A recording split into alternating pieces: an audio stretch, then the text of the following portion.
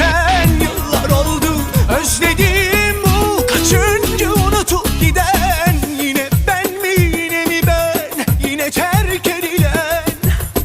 Aslında kimi zaman karşı koyamadım, dayanamadım. Ben de senin gibi şeytana uydum, seni aldattım. Ne nedamet duydum, ne de uğruna kahroldum.